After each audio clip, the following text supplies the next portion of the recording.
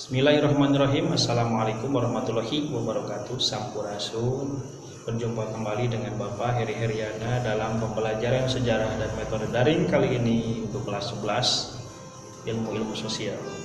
Dalam materi kali ini kita akan membahas tentang pengaruh kerajaan-kerajaan maritim pada masa Hindu, Buddha dan Islam di Indonesia.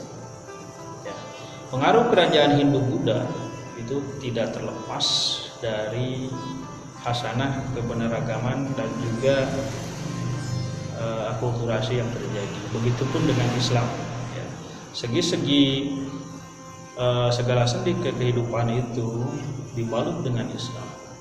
Nah, inilah yang membuat kita harus sadar bahwa negeri ini begitu sangat bineka, tolerans, dan juga berbagai macam suku bangsa yang sangat menarik kita bahas dari materi sebelumnya. Selanjutnya,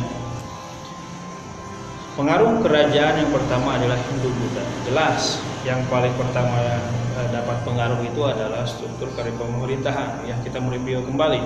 Jadi pemerintahan yang kesukuan di Indonesia akhirnya berubah dengan adanya pertemuan dengan bangsa India, muncullah kerajaan dan bersifat struktur pemerintahannya itu bersifat kerajaan dan meningkatkan peradaban bangsa Indonesia.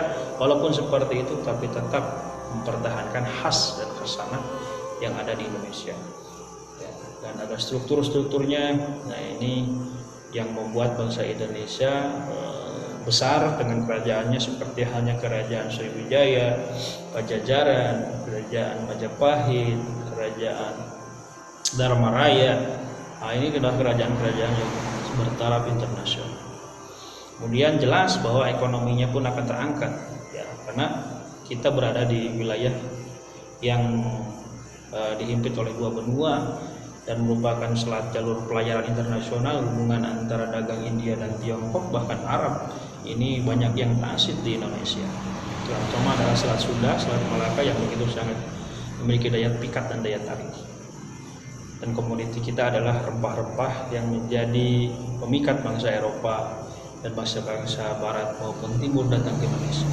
Dari segi sosial, masyarakat memiliki struktur yang baru, yaitu ada sistem kasta walaupun tidak terlalu melekat. Namun, nah ini sekali lagi, ini menciptakan juga nanti stratifikasi baru di Indonesia. Banyaknya masyarakat yang menganut ajaran Hindu Buddha, namun esensi kesehariannya tetap melakukan kearifan lokal dan masyarakat Indonesia.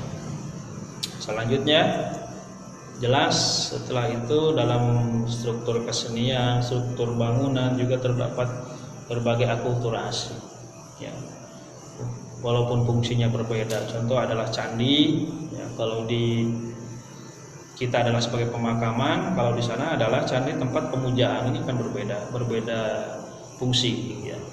Namun dalam arsitekturnya tetap hasanah kita. Kemudian pembuatan keraton, arca, relief itu menggambarkan pergaulan bangsa Indonesia di dunia internasional maupun tentang perjalanan kerajaan tersebut. Ya.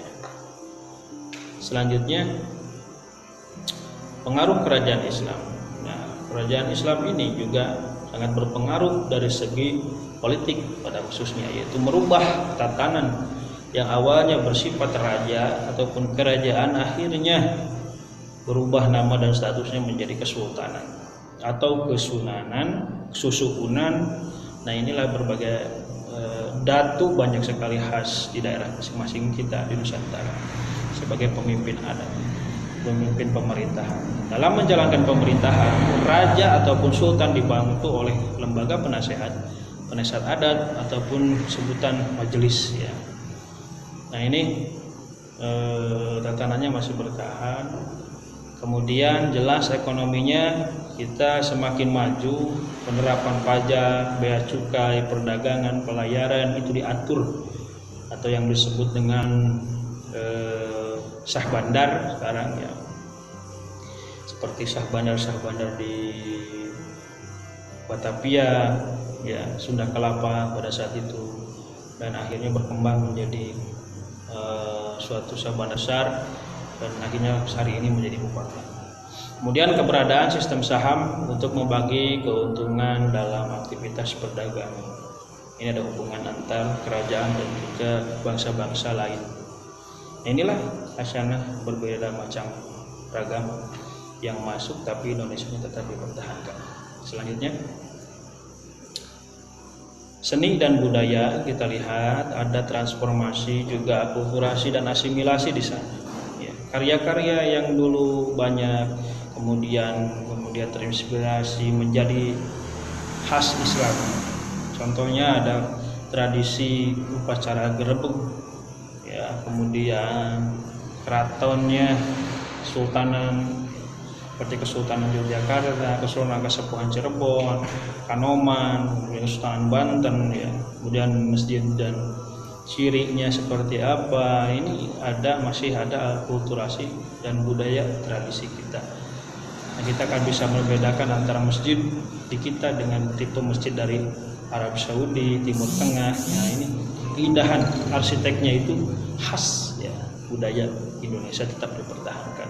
Walaupun esensinya adalah Islam, tapi kulit luarnya itu tetap mempertahankan khasanah budaya Indonesia. Ini yang perlu dipahami masyarakat luas. Kemudian ada kitabnya, ada tulisannya, ada seratnya yang menggambarkan tentang kesultanan tersebut. Nah, itu saja tentang materi Hindu, Buddha, dan Islam dan akulturasinya terhadap nilai-nilai kearifan budaya bangsa yang hari ini mesti lestari dan menjadi ciri-ciri bangsa kita. Terima kasih. Assalamualaikum warahmatullahi wabarakatuh.